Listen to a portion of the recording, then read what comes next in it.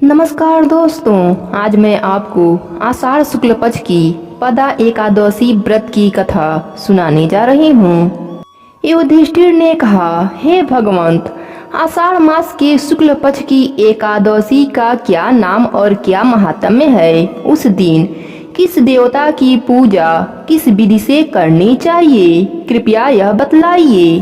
श्री कृष्ण जी ने कहा, इसके विषय में भी एक आख्यान प्रसिद्ध है जिसको नारद जी ने अपने पिता ब्रह्मा जी से जाना था। ब्रह्मा जी ने कहा, हे पुत्र, तुमने उचित प्रश्न किया है, क्योंकि एकादशी से उत्तम कोई दूसरा व्रत नहीं है।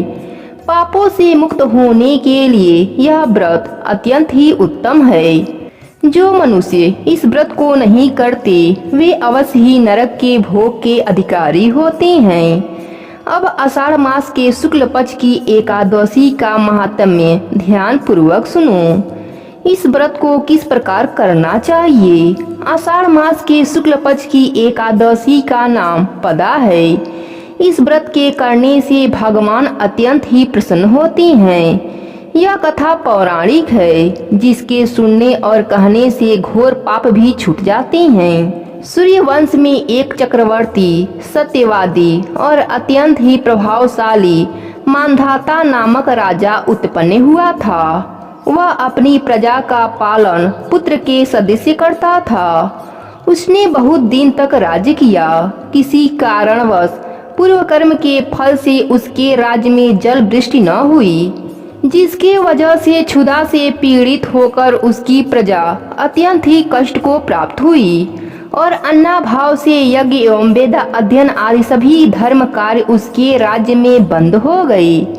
कुछ काल के उपरांत क्षुधा से व्याकुल प्रजा जन आपस में सम्मिलित करके राजा के पास गए और हाथ जोड़कर अत्यंत ही नम्रता के साथ उनसे कहा, हे महाराज, सभी सृष्टि का मूल कारण वर्षा के न होने से आपकी सारी प्रजा क्षुधा से व्याकुल होकर तड़प रही है।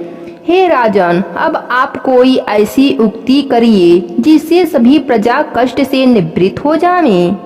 इस प्रकार प्रजा के दीन वचनों को सुनकर राजा ने कहा, आप सब लोग सत्य ही कह रहे हैं। अन्न उत्पन्न होने का मूल कारण वर्षा ही है, जिससे न होने पर ही आप लोगों को इस प्रकार कष्ट उठाना पड़ रहा है।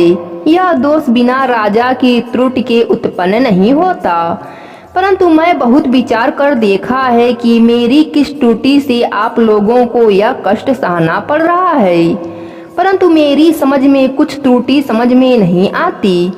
अब मैं भी इस कष्ट के निवारण करने के हेतु प्रयत्न करता हूँ। इस प्रकार प्रजा को समझाकर राजा ने प्रेम पूर्वक पूजन किया और कुछ मनुष्यों को साथ लेकर वन को चला गया और वहां पर राजा ब्रह्मचारियों के आश्रम में घूमने लगा।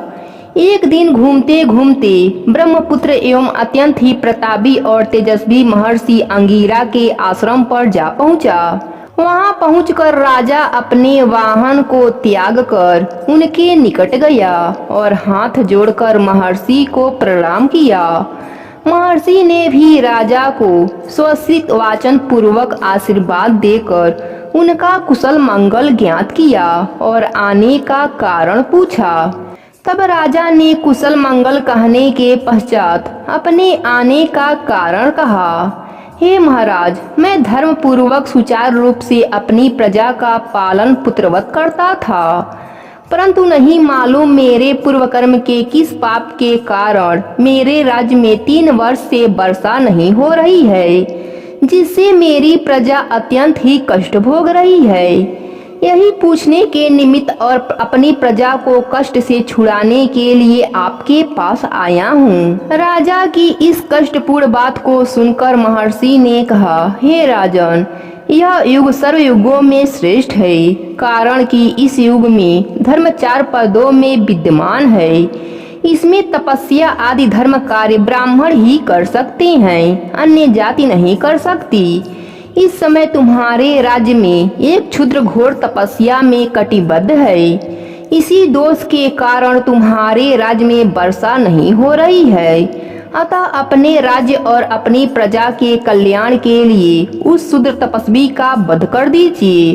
राजा ने कहा, हे मुनि जी, इस प्रकार निरपराध शूद्र तपस्वी को भी मैं मारने में असमर्थ हूँ। अस्तु आप कोई दूसरी युक्ति बतलाइए जिससे मेरे राज्य का कष्ट मिट जावे। तब मुनि ने कहा, अगर यह बात है तो तुम आषाढ़ मास के शुक्ल पक्ष की पदा नामक एकादशी का व्रत करो। यह व्रत अत्यंत ही महाशक्तिशाली है और इसके करने से तुम्हारे राज्य का सब कष्ट दूर हो जाएगा। इस व्रत को तुम अपनी सब प्रजा के साथ प्रेम पूर्वक करो।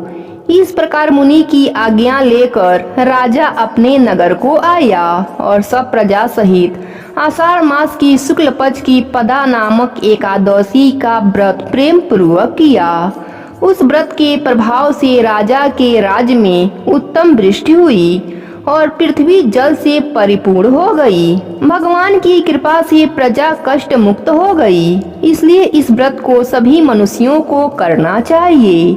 यह व्रत मुक्ति को प्रदान करने वाला एवं अत्यंत ही पुण्य फल को देने वाला है। इस कथा को सुनने मात्र से मनुष्यों के घोर से घोर पाप नष्ट हो जाते हैं। प्रेम से बोलिए विष्णु भगवान की जय हो।